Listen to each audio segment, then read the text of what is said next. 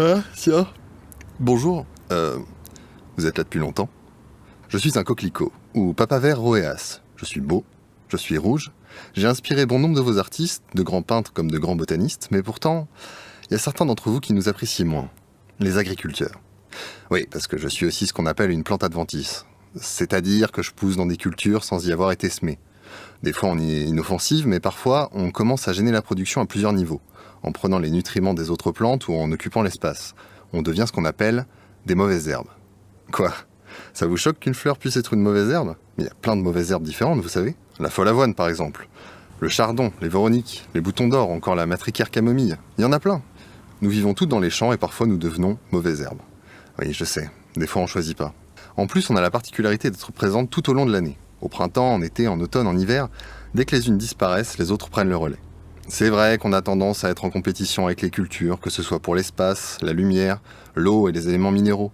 Selon nos caractéristiques, on a aussi tendance à s'étendre très vite, notamment aux cultures voisines. Néanmoins, on a quand même des avantages. Notre présence dans les cultures amène une biodiversité plus prononcée, notamment pour les insectes. Il nous arrive régulièrement de leur donner le gîte et le couvert. Et ce sont ces insectes qui vous aident. Ils consomment des ravageurs ou favorisent la pollinisation des différentes plantes.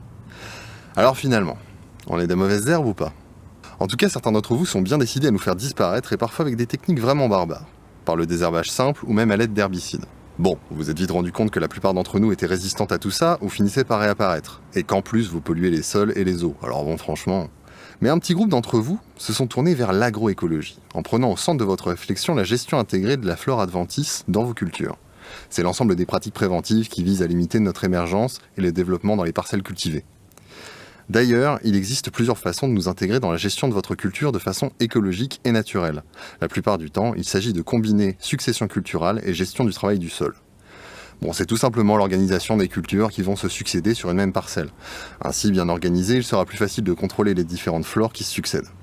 Et il est également possible de retarder les levées avant de semer. Il existe des techniques complémentaires à ces deux pratiques de base. Le faux semis avant l'implantation de la culture, l'estimage des tiges de mauvaises herbes, le déchômage après la récolte. Toutes ces techniques ont pour but de gérer le développement des flores adventices dans les cultures et ainsi les intégrer dans une idée de traitement naturel et donc d'agroécologie afin de faire le moins de mal possible à notre planète. Donc bon, j'ai beau être une mauvaise herbe, bon, je suis quand même un peu jolie, hein.